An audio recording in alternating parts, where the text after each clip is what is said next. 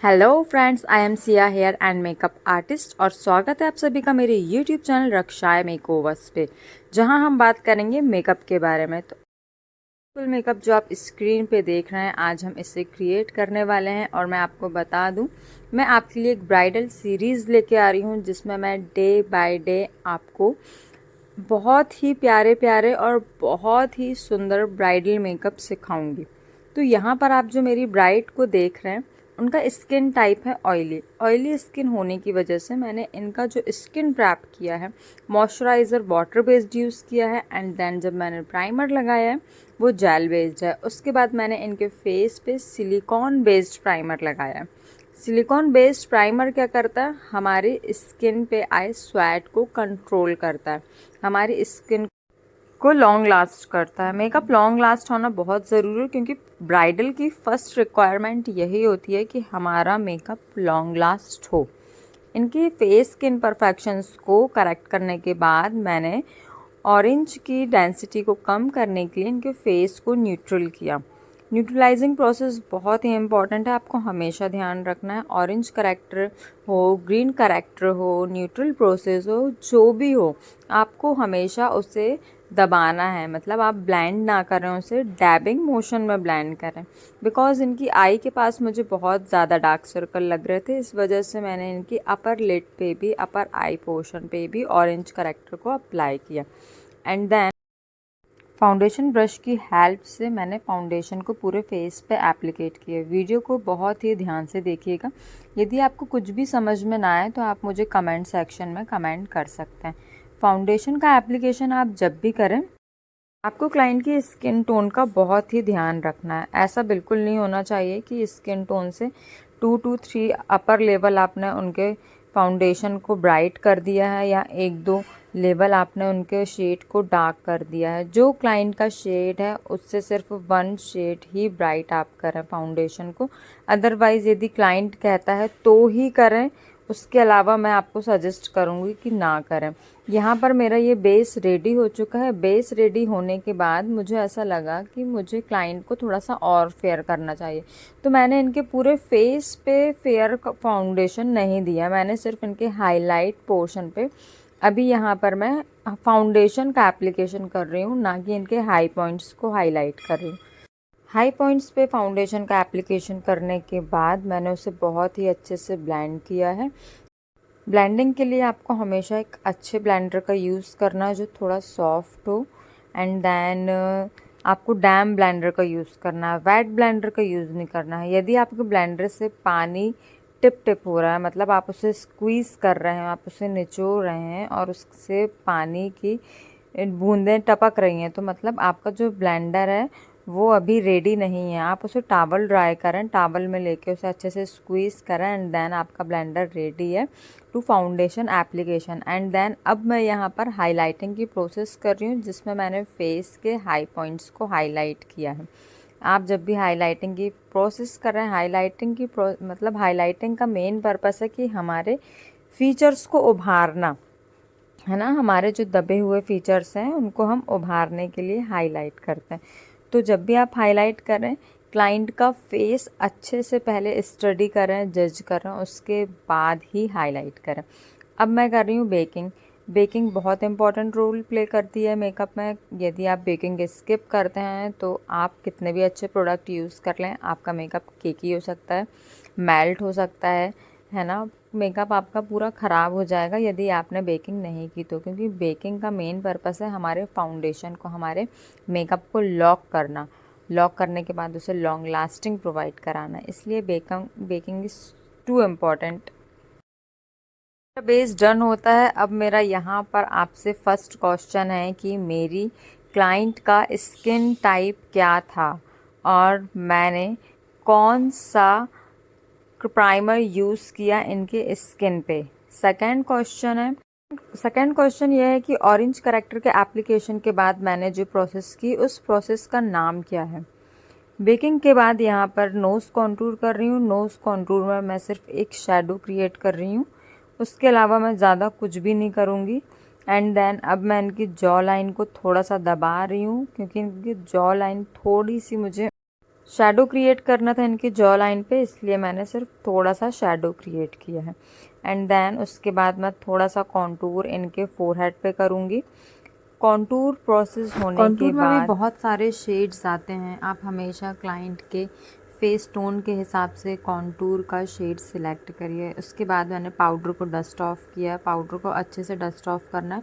आपको हमेशा एक बात याद रखनी है, आप जब भी बेकिंग करें तो आप पाउडर को जब भी सेट करेंगे फेस पे, उसे थोड़ा देर तक एज इट इज़ छोड़ें, है ना। आप जब तक दूसरा काम कर लें उसके बाद ही आप कुछ टाइम लेने के बाद ही पाउडर को डस्ट ऑफ करें।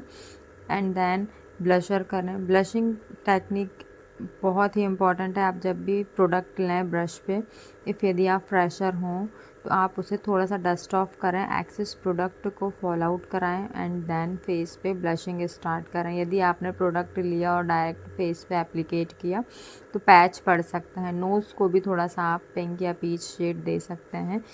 ब्लशिंग भी आपको फेस के शेड के हिसाब से करनी है। फेयर टोन पे सारे शेड्स लाइट शेड्स जाएंगे और डार्क टोन पे सारे डार्क शेड्स जाएंगे। अगेन मैंने अंडर आई पे पाउडर पुट किया एंड देन मैंने लेंस पुट किया। उसके बाद मैंने इनकी आईब्रोज़ को डिफ़ाइन किया। एकदम नेचुरल आईब्रोज़ डिफ़ाइन करना ही बेस्ट होता है नेचुरल लुक के लिए। बहुत ही डार्क एंड जेड ब्लैक कभी भी ना करें क्लाइंट की आईब्रोज़ को। जो क्लाइंट की आईब्रोज़ का नेचुरल शेप है उसी को फॉलो करें। कुछ भी क्रिएटिविटी ना दिखाएं, बिकॉज़ यदि कुछ भी थोड़ा सा बिगड़ता है तो वो बहुत ही प्रॉब्लम क्रिएट करता है। टाइम बहुत ही ख़राब होता है किसी भी चीज़ को सुधारने में। बोथ आईब्रोज़ आपको एक सी शेप एंड साइज की रखनी है। आपको ऐसा नहीं करना है कि आईब्रोज़ आप बहुत ही नीचे साइड कर दें या बहुत ही डार्क शेड से आप आईब्रोज़ को फिल करें। को फिल करने के बाद यहाँ पर मैं एक नेचुरल शेड लूँगी और उसके बाद नेचुरल शेड बोले तो लाइटर शेड है ना, ट्रांजिशन शेड लूँगी और इनकी आई पे मैं फ़र्स्ट शेड पुट करूँगी। आई पे फ़र्स्ट शेड पुट करने के बाद थोड़ा सा आई बॉल का जो एरिया है उसे मैं डार्क करूँगी। डार्क करने के बाद आपको हमेशा ब्लेंडिंग अच्छे से करनी है। आई मेकअप आप जब भी करें एकदम एक सीमलेस ब्लेंडिंग होनी चाहिए। एंड देन यहाँ पर मैं पिगमेंट पुट कर रही हूँ बिकॉज़ मेरी ब्राइड को एक नेचुरल न्यूड सेटल्ड सा लुक चाहिए था, इसलिए मैंने पिगमेंट पुट किए हैं। और उसके बाद फ्लैट ब्रश की हेल्प से मैं बोथ आइज़ पे पिगमेंट पुट कर रही हूँ। and you can see my base and my eye makeup. It's a natural and nude settled makeup look. अब लैशेस को पुट करना है। लैशेस को पुट आप जब भी करें, फिक्स जब भी करें, क्लाइंट से पूछें।